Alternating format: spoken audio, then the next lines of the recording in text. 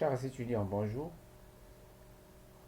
Heureux de notre première rencontre dans le cadre de ce cours d'introduction à l'économie. Bien que à distance, Covid-19 oblige. Bien évidemment, il n'y a pas mieux qu'un cours normal donné en présentiel avec la participation des étudiants et avec une forte interactivité et des réactions des étudiants.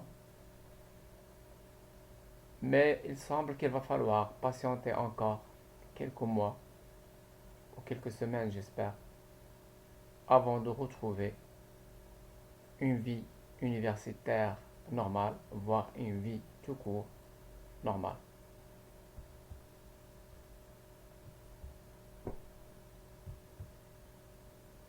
L'espoir est là, notamment avec les vaccins qui commencent à apparaître.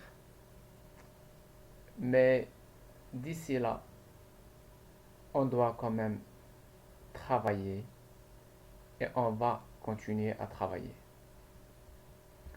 Je tiens tout d'abord à vous féliciter d'avoir eu votre baccalauréat et d'avoir franchi ce cap intéressant dans la vie d'un étudiant.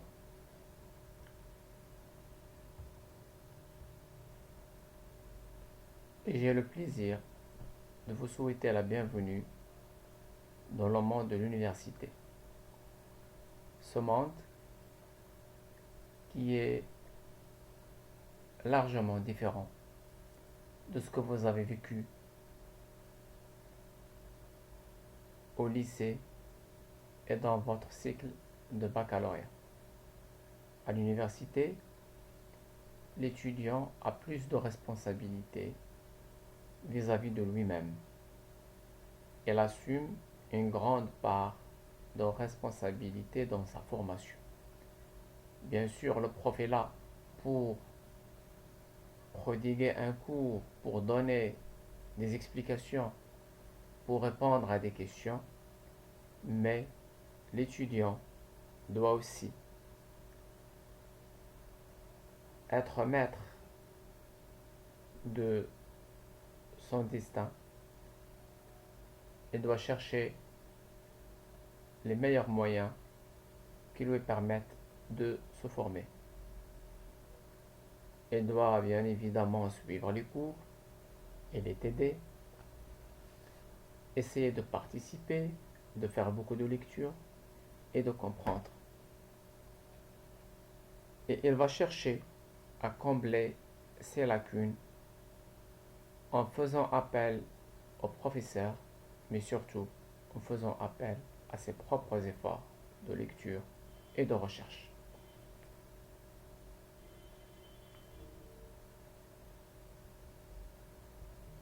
Je me présente, je m'appelle Aziz Beydan, je suis votre professeur d'introduction à l'économie et ensemble on va essayer de faire ce cours qui est très indispensable à votre formation. C'est le cours de base de votre formation. Il va sans dire que c'est un cours pivot, très intéressant et qui constitue la base même de votre formation. Dans cette première séance inaugurale, on va essayer de vous présenter ce cours et pour cela, on va essayer de répondre à 5 questions de base. Dans un premier temps, on va répondre à la première question qui vient à l'esprit. Pourquoi étudier l'économie? On va chercher aussi à répondre à une deuxième question qui est aussi importante. Que faire avec un diplôme en économie et gestion? Là, on va se projeter dans le marché du travail pour voir dans quelle mesure Les diplômés en économie et gestion sont sollicités sur ce marché. Autrement dit, quelle est la chance que vous aurez à trouver un emploi une fois ce diplôme en poche? Troisième point, on va présenter le contenu de ce cours, les chapitres qui constituent ce programme, et on va les détailler un petit peu pour avoir une idée sur les éléments qu'on aura à traiter. On présentera ensuite une bibliographie, des éléments de bibliographie, avant de parler un petit peu des modalités d'examen et d'évaluation.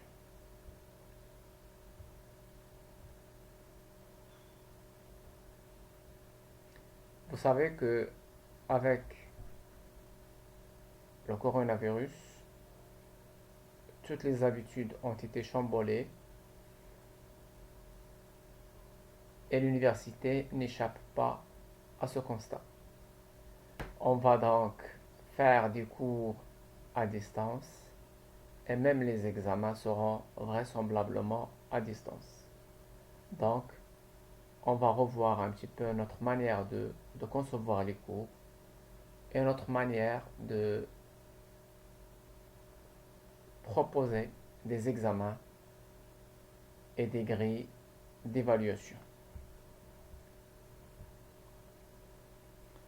Première question donc, pourquoi étudier l'économie? Alors, l'économie s'impose à nous dans notre quotidien. On fait plusieurs actes de nature économique. Quand vous prenez votre taxi pour vous déplacer, quand vous achetez quelque chose, quand vous utilisez votre téléphone, tous ces actes-là sont des actes économiques. L'économie est partout. Et on ne peut pas comprendre la société dans laquelle on vit si on n'a pas des connaissances en économie.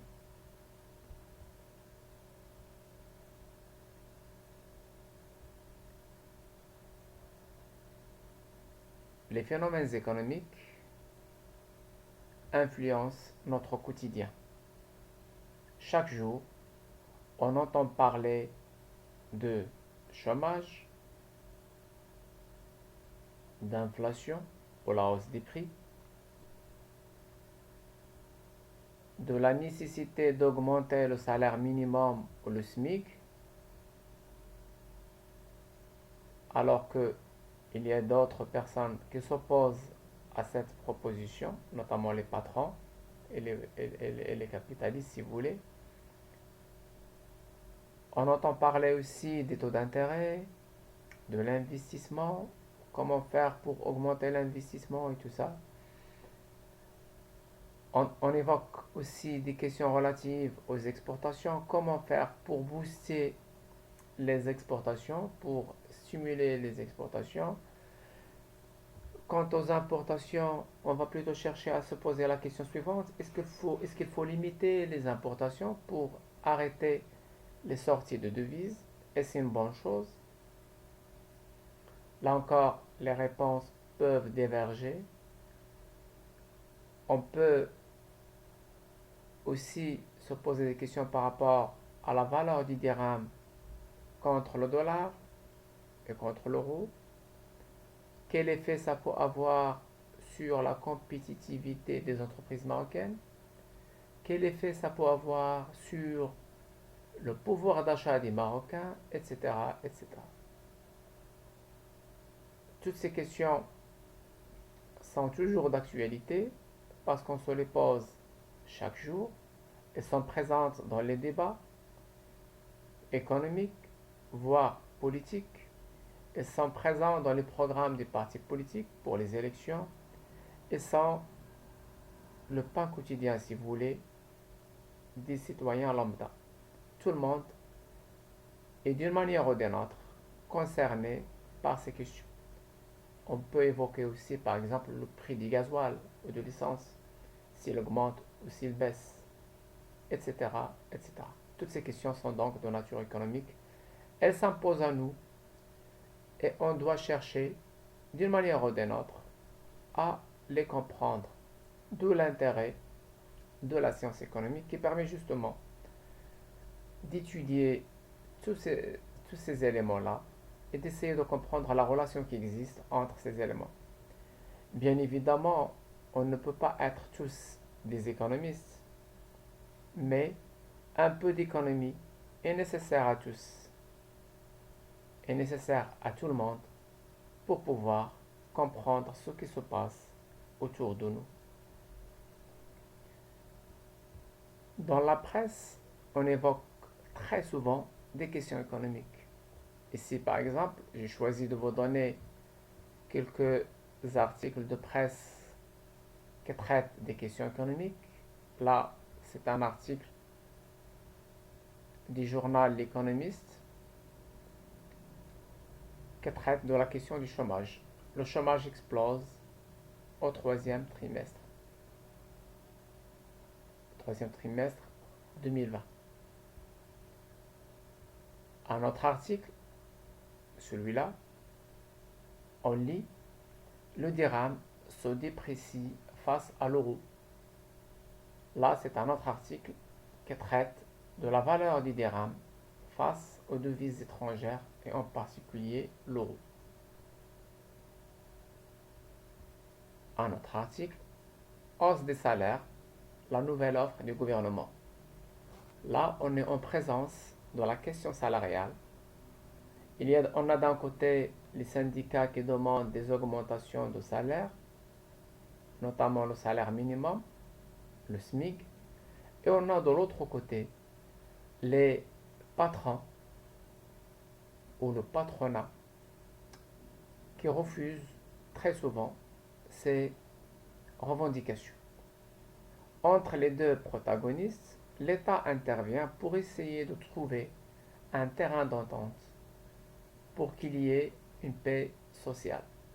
Là, on voit bien que la question salariale est une question économique, mais qui a un habillage politique. De cette question dépend beaucoup d'éléments, dont notamment la paix sociale dans le pays. Un autre article, finances publiques, le déficit budgétaire dépasse les 50 milliards de dirhams. Là, on touche à un autre aspect de l'économie, à savoir les finances publiques et notamment le budget de l'État. Parce que le budget de l'État doit être en principe en équilibre. L'État a besoin de financer ses dépenses, ce qu'on appelle les dépenses publiques, mais très souvent, il finance ses déficits en dépassant largement les recettes de l'État. Et dans ce cas-là, on parle de déficit budgétaire. Les déficits budgétaires deviennent donc chroniques et colossaux, ce qui n'est pas sans poser des problèmes de nature économique. Et là, les débats entre économistes sont très souvent vifs et acharnés sur cette question. Faut-il financer ces déficits et de quelle manière? Toutes ces questions sont donc des questions de nature économique et qui touchent à notre quotidien, qui concernent donc les, le citoyen lambda, qui concernent le gouvernement, qui concernent les catégories socioprofessionnelles, les travailleurs, les patrons, les banquiers, etc., etc. Et pour les comprendre, on a besoin d'avoir de bonnes connaissances en économie. Et ça tombe bien parce que la science économique cherche à étudier la relation entre tous ces phénomènes et à comprendre les relations qui existent donc entre ces différentes variables. Par exemple, si l'on suppose que le taux d'intérêt détermine le niveau des investissements dans une économie, On pourra en déduire qu'une baisse de ce taux va stimuler les investissements et va donc donner lieu à des créations d'emplois. À travers cet exemple, je comprends que si j'établis une relation de causalité entre les taux d'intérêt et l'investissement, si je considère qu'un taux d'intérêt bas stimule l'investissement et que réciproquement un taux d'intérêt élevé est prohibitif à l'investissement, si je prends cette hypothèse, je peux en déduire que pour augmenter l'investissement, il faudrait baisser les taux d'intérêt parce que le taux d'intérêt c'est le coût de l'emprunt. Et en faisant cela, on va non seulement augmenter les investissements, mais on va par la même occasion créer des emplois. Donc à partir de cette relation scientifique, si vous voulez, entre deux variables économiques, à savoir le taux d'intérêt et l'investissement, je peux proposer des éléments de politique économique et je peux dire par exemple au gouvernement, si vous voulez réduire le chômage, vous devrez réduire les taux d'intérêt, ce qui va donner lieu à une augmentation des investissements et donc à des créations de postes d'emploi et par conséquent ça va conduire à une baisse du chômage.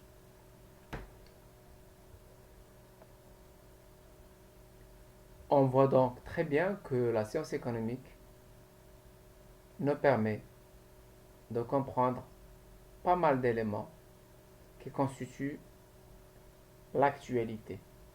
On ne peut pas comprendre le monde moderne si on n'a pas un minimum de connaissances en économie. Deuxième grande question, qu'est-ce qu'on peut faire avec un diplôme en économie et gestion? Autrement dit, si j'ai un diplôme en économie et gestion, est-ce que j'ai de fortes chances de décrocher un emploi de qualité? La réponse est oui. Un étudiant qui a un master ou une licence, et notamment un master en économie et qui est bien formé, n'aura pas de mal à avoir un emploi. Les économistes, les étudiants en économie sont très recherchés, que ce soit par le secteur privé, les entreprises, ou par l'État, ou le secteur public ou semi-public. Dans le secteur privé, avec un diplôme en économie et gestion, on peut accéder à des fonctions comme cadre bancaire, analyste de crédit dans une banque, analyste financier, comptable, expert comptable, auditeur comptable et financier, l'audit, contrôleur de gestion, responsable financier, assistant au responsable marketing, cadre gestionnaire, etc., etc. Cette liste n'est pas exhaustive, il y a beaucoup d'autres fonctions qu'on peut faire avec un diplôme en économie et gestion lorsqu'on est dans le secteur privé. On peut aussi par exemple être économiste pour le compte d'une banque, analyste économique pour le compte d'une banque ou d'une institution financière de grande taille. Pour ce qui est des secteurs publics ou semi-publics, avec un master en économie, on peut être professeur d'économie, on peut être inspecteur des finances, des impôts, on peut être aussi cadre dans une administration publique. Très souvent dans les concours publics, on exige un master ou une licence en économie. Les administrations publiques demandent beaucoup d'économistes. On peut être aussi économiste dans une institution publique, comme à Banque Le Maghreb ou à, au commissariat au plan. On peut être aussi statisticien, analyste économique, etc., etc. Là encore, la liste n'est pas exhaustive et on peut, avec un diplôme en économie, on peut accéder à d'autres métiers dans le secteur public ou semi-public.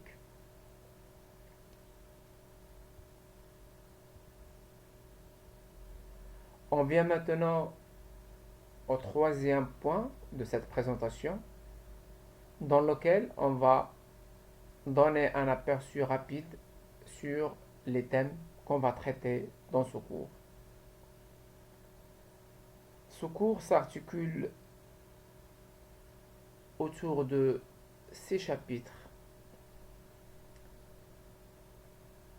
J'espère qu'on aura le temps de traiter le sixième chapitre parce que c'est pas évident, mais on va essayer quand même.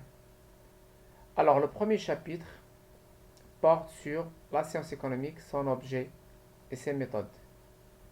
Dans ce premier chapitre, on va voir les définitions de la science économique.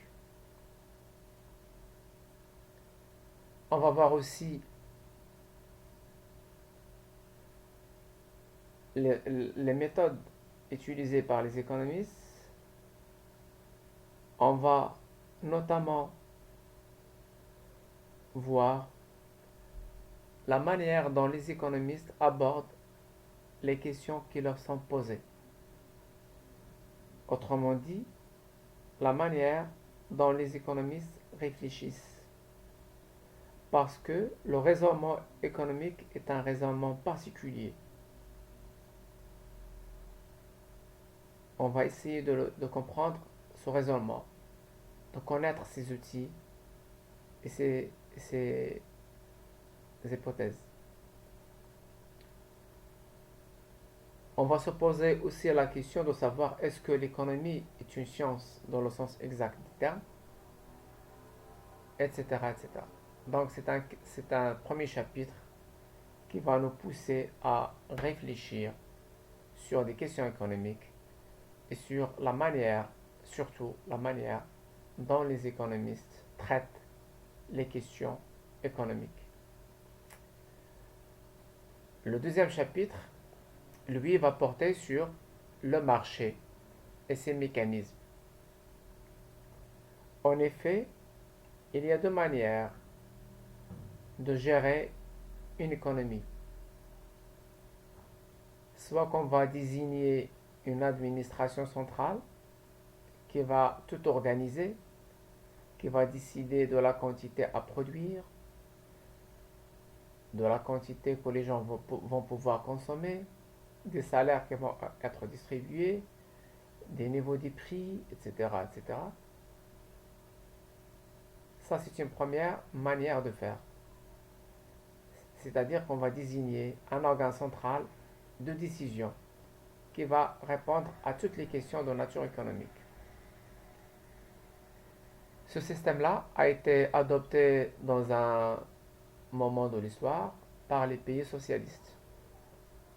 Mais l'histoire a montré que ce mécanisme-là a échoué de manière flagrante.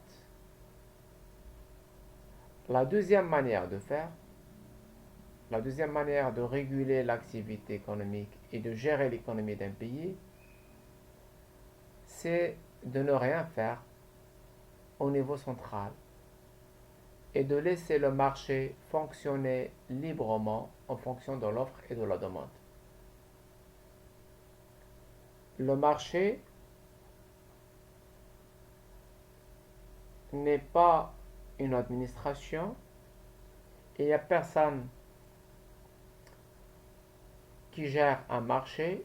Le marché, c'est un organisme, c'est une mécanique qui répond aux forces de l'offre et de la demande. On n'a pas besoin d'un organisateur. Il suffit de laisser les gens choisir librement d'acheter ou de ne pas acheter, de vendre ou de ne pas vendre. Et en faisant cela, le marché est capable de bien gérer l'économie.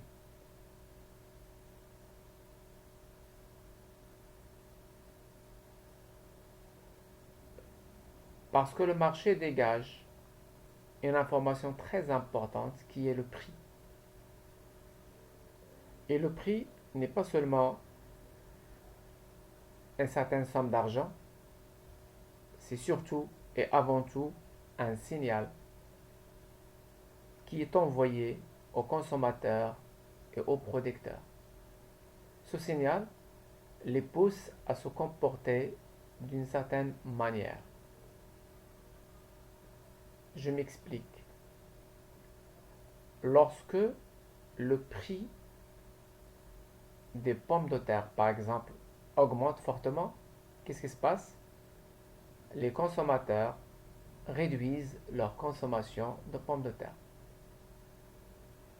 Donc, un prix fort, c'est un signal qui a été envoyé aux consommateurs pour réduire leur consommation. Du côté des producteurs, un prix fort, élevé de tomates, de pommes de terre, pousse les producteurs, les agriculteurs, à produire plus de pommes de terre. Un agriculteur va se dire par exemple, je ne vais pas cultiver des tomates, je vais plutôt cultiver des pommes de terre parce que ça rapporte plus. À l'opposé, lorsque le prix des pommes de terre baisse fortement, qu'est-ce qui se passe au niveau des consommateurs? Les consommateurs se disent les pommes de terre sont bon marché, donc je vais consommer plus de pommes de terre. Qu'est-ce qui se passe au niveau de la production de pommes de terre? Les agriculteurs vont se dire pourquoi produire des pommes de terre si le prix est si bas? J'ai pas intérêt à le faire, je vais passer à autre chose, je vais cultiver autre chose. Donc, on voit bien que ce signal-là, qui est le prix, conditionne les comportements des uns et des autres.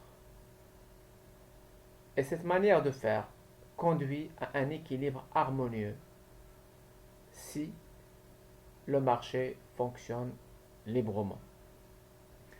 On va donc essayer de comprendre ces mécanismes du marché et de les étudier dans les détails parce que c'est très très important dans la formation d'un économiste. Chapitre 3 sera dédié à la structure, à l'étude des structures de marché et des formes de la concurrence. Dans une économie, on a des secteurs très concurrentiels où on a plusieurs producteurs et plusieurs consommateurs. Et on a d'autres secteurs où on n'a qu'un seul producteur par exemple. Si on prend le cas du chemin de fer au Maroc, on n'a qu'une entreprise qui produit ce service, à savoir le NCF. Alors que pour d'autres activités comme les pizzerias par exemple, on a des milliers, des dizaines, voire des centaines de milliers de pizzerias. Ce n'est pas donc la même situation concurrentielle. Dans certains secteurs, on a une concurrence très forte, alors que dans d'autres, il n'y a pas de concurrence parce qu'on n'a qu'un seul opérateur qui se trouve en situation de monopole. Dans d'autres secteurs, comme la téléphonie par exemple, mobile, on a trois grands opérateurs. On a Maroc Telecom, Orange et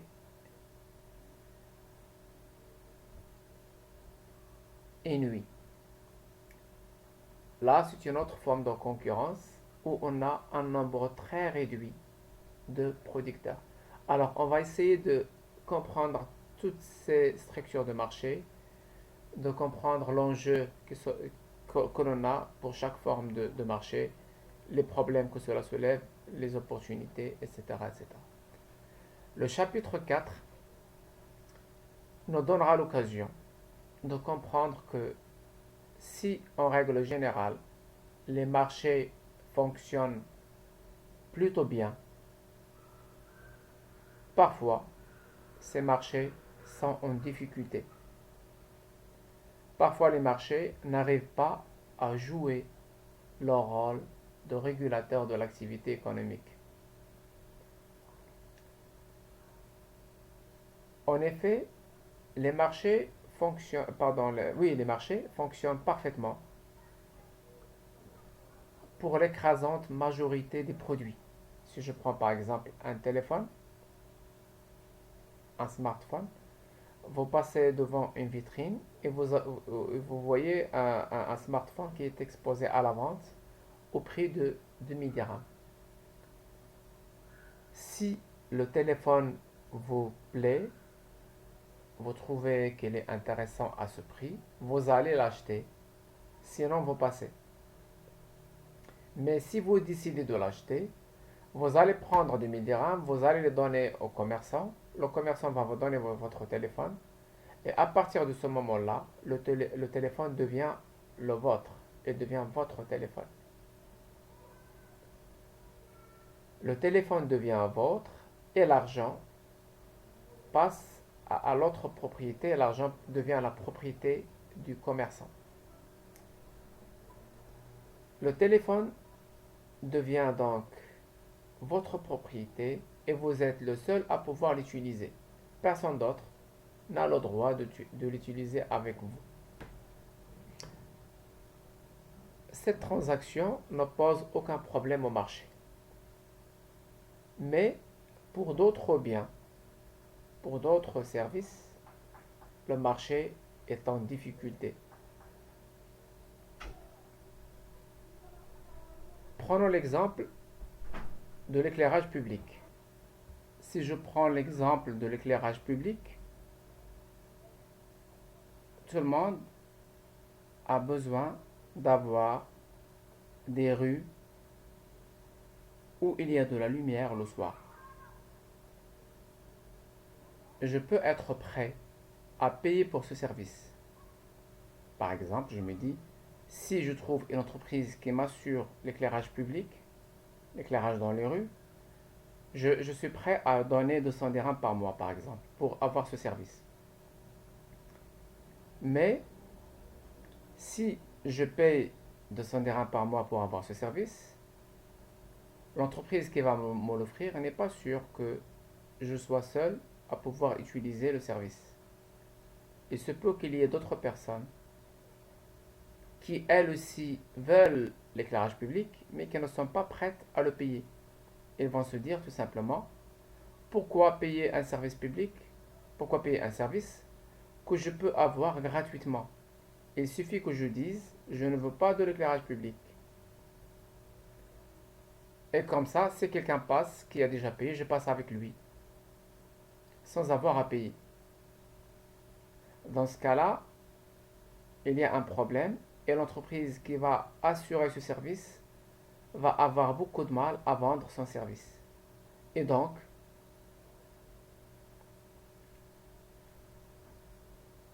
elle ne va pas être rentable. Elle va renoncer à ce projet et on n'aura personne pour assurer l'éclairage de nos rues. Le marché échoue dans ce cas-là, comme on vient de le voir. Le marché ne permet pas d'assurer l'éclairage des rues et on est en présence de ce qu'on appelle une défaillance de marché. Le marché est incapable de fonctionner normalement et d'assurer ce service. Dans ce cas-là, que va faire l'État? L'État va intervenir pour utiliser l'impôt et financer ce service. Tout le monde va payer l'impôt, même les personnes qui prétendent ne pas avoir besoin d'éclairage public. Tout le monde va payer l'impôt et l'État va prendre cet impôt pour faire de l'éclairage public. Dans cet exemple, on constate que l'État intervient en économie pour répondre à une défaillance de marché. On aura l'occasion de voir beaucoup d'autres exemples de défaillance de marché et d'intervention de l'État. Le chapitre 5 sera consacré à l'étude des relations entre les agents économiques qui seront schématisés par ce qu'on appelle un circuit économique. On va donc schématiser l'économie dans son ensemble à travers quelques agents, les ménages, les entreprises, l'État, les banques et les institutions financières et le reste du monde. On va essayer de voir comment ces agents économiques agissent en commun pour assurer un fonctionnement plus ou moins équilibré d'une économie. Ce chapitre nous donnera aussi l'occasion de dégager des relations macroéconomiques entre ces différents agents et de comprendre comment les agents se financent et quels sont leurs besoins. Chapitre 6 sera consacré à l'étude des grands courants de pensée économique. J'espère qu'on aura l'occasion de traiter ce chapitre parce qu'il est important. Ça nous donnera l'occasion d'étudier principalement le courant libéral, qu'on appelle l'école classique et néoclassique, l'école keynésienne par rapport à Jean Minard-Keynes, qui elle va être favorable à l'intervention de l'État, contrairement au courant libéral, les classiques et les néoclassiques. Et on va étudier aussi l'école marxiste, qui va avoir une position extrême par rapport au capitalisme et considère que dans un système capitaliste, les capitalistes exploitent les salariés, les prolétaires, et que par conséquent, ce système-là est condamné à, à disparaître parce qu'il va être victime de ses propres contradictions. Pour Marx, le capitalisme est condamné à s'écrouler parce qu'il est fondé sur des contradictions. Il s'écroulera donc sous le poids de ses propres contradictions. Bien évidemment, dans ce chapitre, on ne va mettre l'accent que sur les plus grandes écoles, et il y en a d'autres, beaucoup d'autres. Mais ça va faire l'objet d'un autre cours spécialisé qui s'appelle Histoire de la pensée économique, que vous aurez, Inch'Allah, en 5e semestre.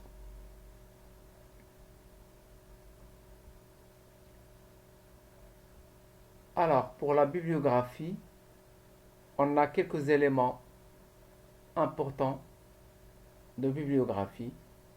On a notamment ce premier livre qui est la traduction française d'un livre américain qui a été écrit par l'économiste américain très connu Gregory Mankiw. On a aussi ce deuxième livre, Principes d'économie moderne, qui a été écrit par un autre grand économiste et prix Nobel d'économie, Joseph Stiglitz. On a aussi le livre de Jacques Généreux, l'économiste et écrivain français, Introduction à l'économie. Là encore, c'est une référence importante. On a aussi un livre qui date, qui est ancien, il date de 1963, mais c'est un livre qui est d'une grande qualité pour moi parce que ça permet notamment de comprendre les grands courants de pensée économique. Donc ça va vous servir pour le 6e chapitre et ça va vous servir aussi pour votre cours de cinquième semestre, à savoir l'histoire de la pensée économique.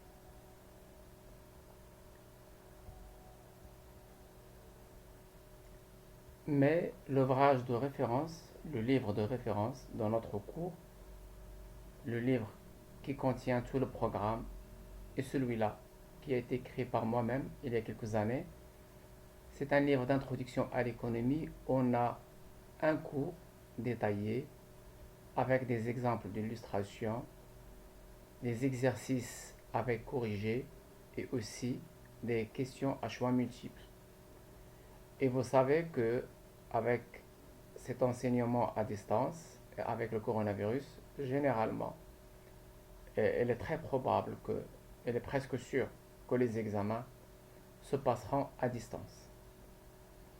Et donc, les examens, et là on passe à au dernier point de notre présentation, les modalités d'examen. L'examen va se faire donc à distance et prendra très souvent la forme d'un QCM. C'est donc des questions à choix multiples. Et dans ce livre que je vous présente ici, il y a pour chaque chapitre, on a des questions à choix multiples avec corrigé.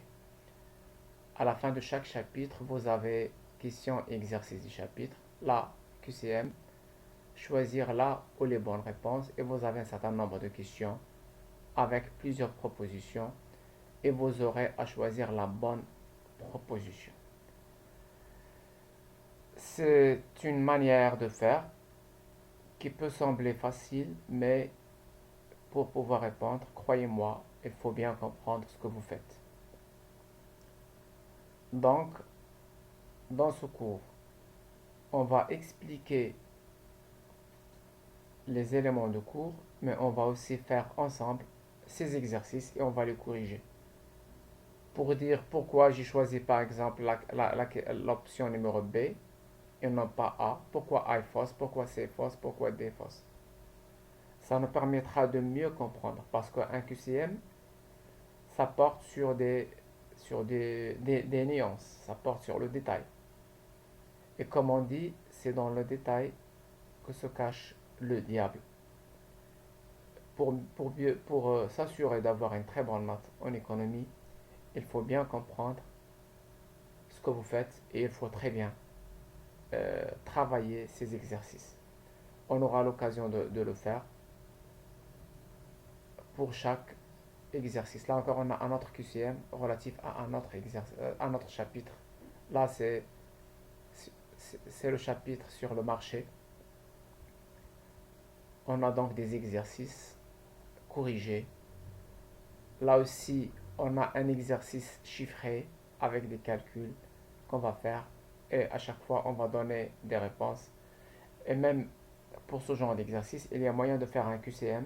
Je vais vous donner par exemple, je vais vous demander par exemple de faire des calculs et vous allez trouver un résultat. Je vais vous proposer 4 ou 3 résultats et vous aurez à choisir le bon résultat. Donc pour choisir le bon résultat, ça suppose que vous avez fait des calculs, etc. etc. Alors, ce chapitre, ce livre donc est réparti en 3 grands éléments. Un cours détaillé, des exercices corrigés et des QCM corrigés. Alors, pour l'avoir, vous pouvez le trouver au service photocopie de la faculté ou au kiosque qui est près de la fac.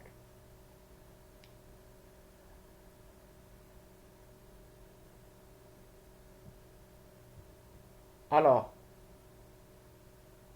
ce cours-là, on va essayer de le faire de cette manière. Je vais vous donner, on va programmer des séances, on va les faire ensemble. Je vais essayer de faire des séances live où vous aurez à poser des questions. Ça suppose que vous allez faire aussi des lectures, vous lisez, vous suivez la séance. Si vous avez des questions, vous les posez. Je vais essayer de répondre à toutes vos questions. Essayez de poser ces questions soit directement sur la plateforme de l'université lorsqu'on va faire des séances live, soit indirectement à travers les mails suivants économie.fdm, fdm c'est faculté de droit de Mohammedia, at gmail.com. Vous notez ce mail et si vous avez des questions, vous les posez. Je vais traiter ces questions, je vais répondre à ces questions. Et j'aimerais bien avoir des questions parce que ça me permettrait de savoir si les étudiants arrivent à assimiler les notions de base ou pas. Il ne me reste donc qu'à vous souhaiter bonne chance et vous souhaiter la bienvenue dans ce cours. Et on va commencer à travailler à partir de la semaine prochaine, jeudi prochain, Inch'Allah. Donc bon courage à tout le monde et à la prochaine.